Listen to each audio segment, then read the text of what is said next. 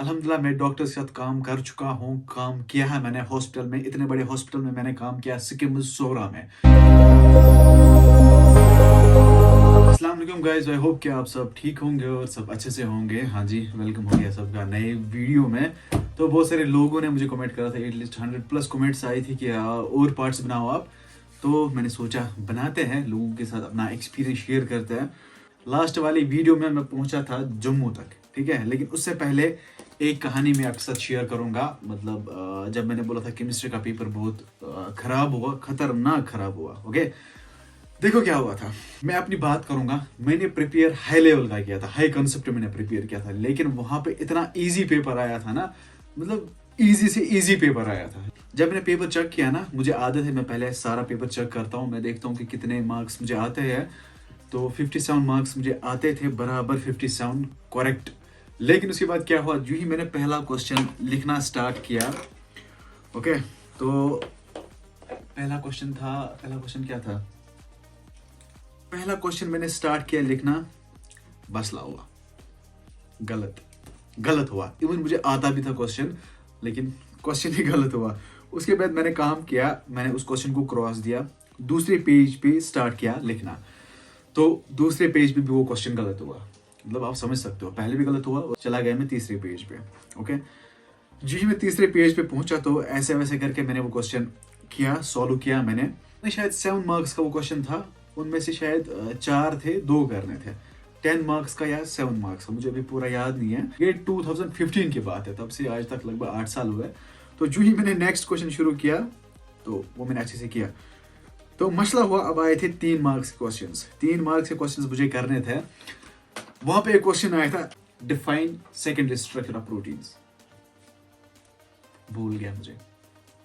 एक आंसर मैंने उसको लिखा था, there is a presence of polypeptide bond. बहुत सारे रीजंस मैंने उसके लिखे थे, लेकिन शायद वो गलत हुआ था, शायद। ऐसे ऐसे करके मैं अब ऑब्जेक्टिव्स तक पहुंचा।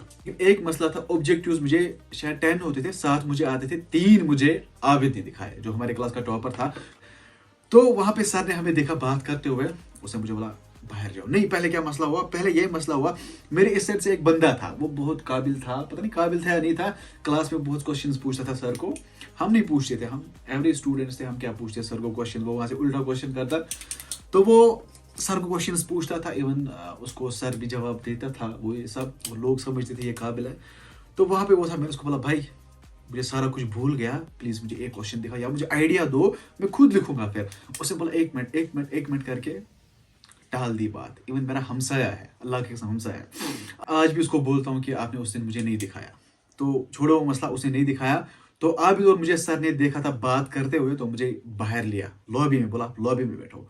जो ही मैं लॉबी में बैठा, मेरे इस साइड, हाँ लेफ्ट साइड एक लड़का बैठा था, वो भी नेबरिंग विलेज का है, वो इस साइड बैठा था।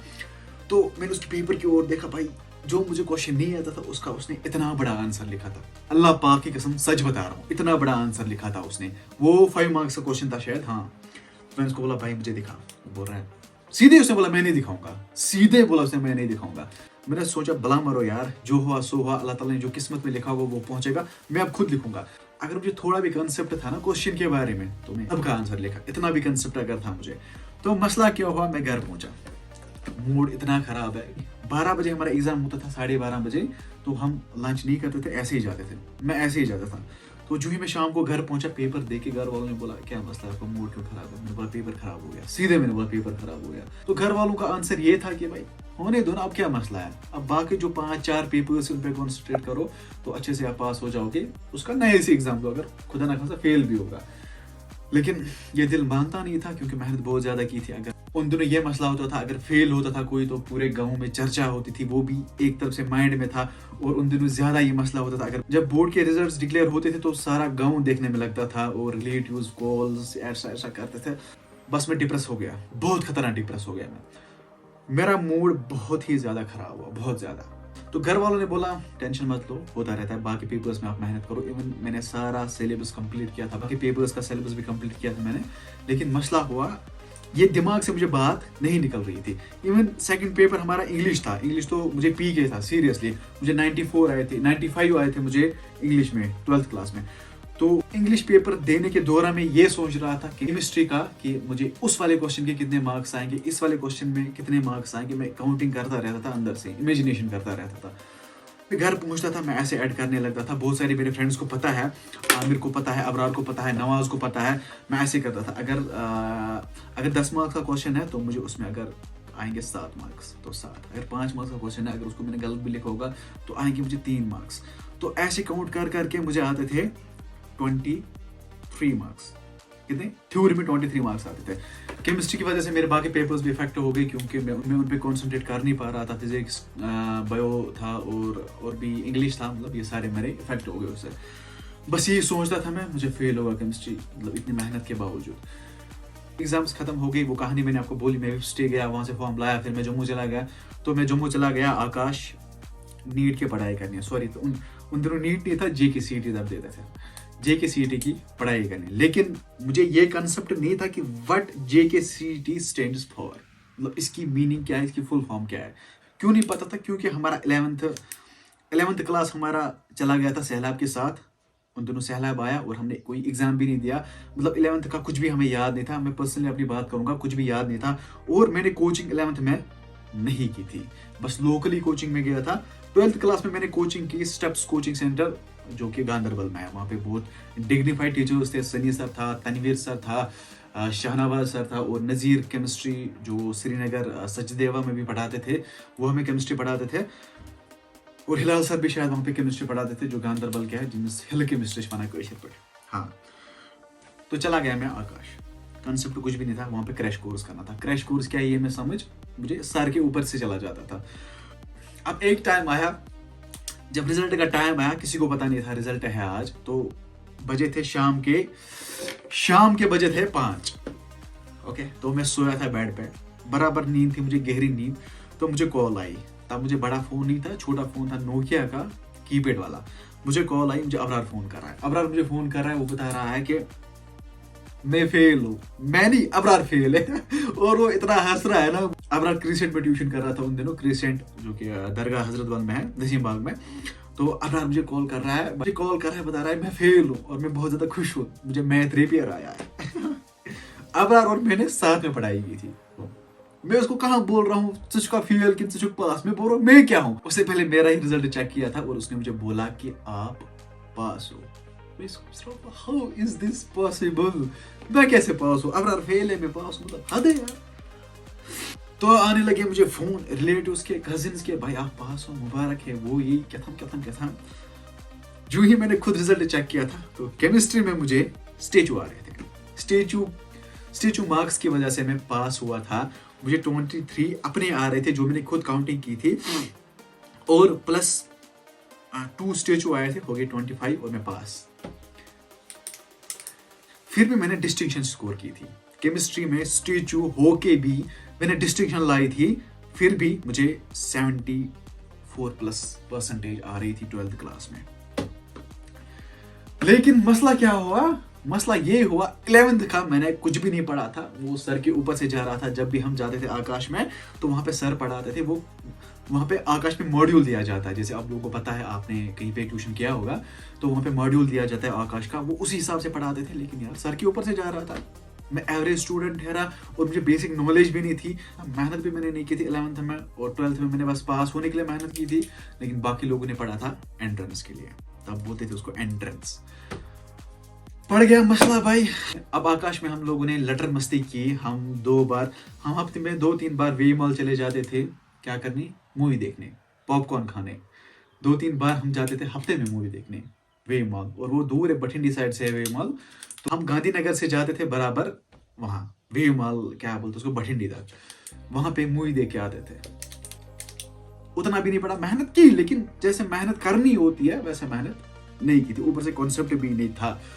आ गया था फॉर्म भरने का, जेकेसीटी के फॉर्म्स निकले थे, तो समय आ गया फॉर्म भरने का। तो फॉर्म को मैंडेटरी था उस टाइम, एक तो बैकवर्ड होनी चाहिए। मैं बैकवर्ड एरिया से बिलोंग करता हूँ, हमारे पास आरबीए है, तो मुझे आरबीए नहीं थी बना के, छोड़ो वो बात। और मैंडेटरी था कि स्टेट सब्जेक्ट होनी चाहिए, जिसकी वजह से इंसान एलिजिबल होता, मतलब वो डॉक्यूमेंट वेरिफिकेशन में काम आती थी। लेकिन मेरे पास स्टेट सब्जेक्ट भी नहीं थी। बनाते बनाते लग गए 10-15 दिन, और जब लास्ट डे था फॉर्म भरने का, मैंने ऐसे ही फॉर्म भरा।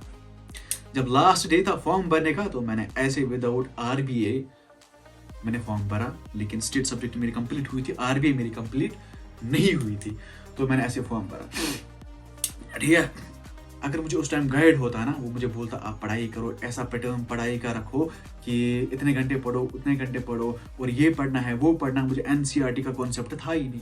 एनसीईआरटी में क्या सिलेबस है, क्या पढ़ना है, क्या नहीं पढ़ना है, बस मैं आता था घर और पढ़ाई करता था, ऊपर से उस मॉड्यूल को देखता था, वो क्वेश्चन सॉल्व करता था और छोड़ता था। मसला हुआ, लेकिन मैंने एक काम किया, मैंने कॉलेज में एडमिशन करके रखा। मैं गया गांधरबल डिग्री कॉलेज, वहाँ पे मैंने एडमिशन करके रखा। तो एडमिशन किस लिए किया वो मैं आपको बाद में बताऊंगा, अदरवाइज मुझे इंटरेस्ट नहीं था कॉलेज जाने का यहाँ पे कश्मीर में। तो कॉलेज में मैंने एडमिशन किया, फिर मैं वापस चला आया घर। अप्रैल का टाइम आया, तो उन दिनों ये डिसाइड हुआ अब जेके सीटी नहीं होगा, अब नीट होगा। उसको 2 पार्ट्स में तब्दील किया उन दिनों 2016 में। पहले पता नहीं किसकी BUMS के लिए शायद एग्जाम किया, उसके बाद MBBS BDS के लिए एग्जाम किया उन लोगों ने एक एग्जाम दिया। मेरा सेंटर आया था कश्मीर यूनिवर्सिटी ह्यूमैनिटी ब्लॉक, तो मैं चला गया कश्मीर यूनिवर्सिटी ओके एग्जाम देने। तो दिया मैंने एग्जाम, मुझे ये भी पता नहीं था ये एग्जाम किस लिए हो रहा है, MBBS के लिए हो रहा है या BDS के लिए हो रहा है। आई एम स्पीकिंग ऑनेस्टली, सच बता रहा हूँ, मैं अपनी कहानी बता रहा हूँ। आज मैं क्रिएटर हूँ, ताकि मेरी वजह से कोई इम्प्रेस हो तो वो अपनी लाइफ में चेंज ला सकता है। कोई बंदा प्रेजेंटली 10th में पढ़ता है तो वो अपना माइंड चेंज करेगा, वो रिसर्च करेगा कैसे फेस करते हैं नीट एक्स्ट्रा जो भी एग्जाम्स को देना होगा जिसमें वो इंटरेस्टेड होगा। तो जब रिजल्ट आया मेरे 42 के कुछ मार्क्स थे, 120 में तब मार्क्स हो जाते थे। 40 हर एक सब्जेक्ट का होता था, 40 बायो, 40 केमिस्ट्री, 40 फिजिक्स। तो 120 में तब जेके सीटी का ये पैटर्न होता था। मैंने सोचा भाई क्या नीट देना, फजूल परेशानी, वहाँ पे कुछ होता ही नहीं है, क्योंकि कंसेप्ट मत था, डेवलप्ड कंसेप्ट नहीं था मेरे पास कि मैं और एक ट्राई करूँ, मैं मेहनत करूँ, मैं फिर से कोचिंग करूँ या खुद पढ़ूँ। और ये डिसाइड हुआ कि नया एग्जाम देना है, अब नीट देना है। मैंने माइंड से छोड़ा था कि अब नीट देना है, छोड़ो भला मारो यार, मैंने कॉलेज एडमिशन करके रखा है, अब देखेंगे क्या होता है, आगे क्या होता है। तो बात आई फिर 8 जुलाई 2016 की। हड़ताल हो गया, सारा कश्मीर बंद हो गया, फोन बंद हो गए, सारा कुछ बंद हो गया, इंटरनेट बंद हो गया। तो कहीं से बात भी नहीं हो रही थी किसी के साथ, किसने क्या किया, क्या कुछ नहीं किया। तो उन दिनों जो ही हड़ताल हुआ, उन दिनों मेरी लाइफ में एक मसला पेश आया, खतरनाक मसला पेश आया, वो भी मैं आपके साथ शेयर करूंगा। तो फिलहाल यहाँ तक बात आई, हड़ताल हो गया, हम हड़ताल में फंस गए। और उन दिनों एडमिट कार्ड्स डाउनलोड करके लाने थे डीसी ऑफिस से। पता नहीं उन दिनों का कोई बंदा मुझे देख रहा है, 2016 जब नीट देना था तब एडमिट कार्ड्स हमें डाउनलोड करके लाने थे डीसी ऑफिस से। और हम रहते हैं कंगन से ऊपर 9 किलोमीटर, डीसी ऑफिस से गांधरबल दोदरहामा में, बीहामा में, पता। तो यहाँ से लगभग 30 किलोमीटर जाना था, और तब हमारे घर में गाड़ी भी नहीं थी।